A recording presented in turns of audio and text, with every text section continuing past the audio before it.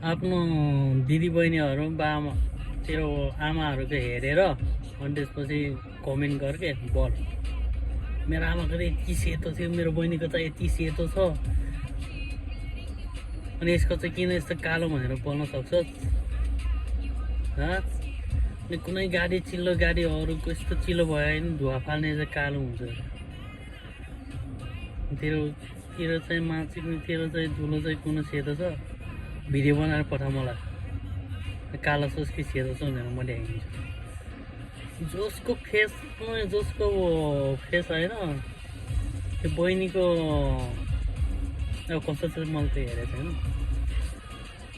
त्यो बहिनीको के हो त्यस्तो भन्दा पनि नराम्रो मान्छेहरूले बोलेको देख्दा होइन तिमीहरूको मुख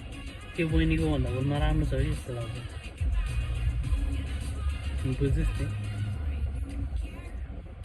जसले त्यो बहिनीको भोलि भिडियोहरू बनाएर हाल्छस् नि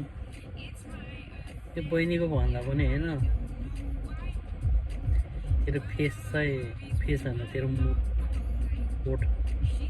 त्योभन्दा पनि नराम्रो छ जस्तो लाग्छ मलाई मान्छे हेरेर बोल्ने हो भने है त्यही त्यो मान्छेहरूले पनि भिडियो बनाएर के भएको के त हेर्नु छ आफ्नो ठाउँमा हेर्नु पऱ्यो नि त आफ्नो ठाउँमा हेर बस होइन नहेर भनेको पनि छैन नहेर भन्न पनि मिल्दैन त्यही हेरेर आफ्नो ठाउँमा बसे भइहाल्नु नि के को सामाजिक सञ्जालमा यसरी अरूको भिजिट गर्नु पऱ्यो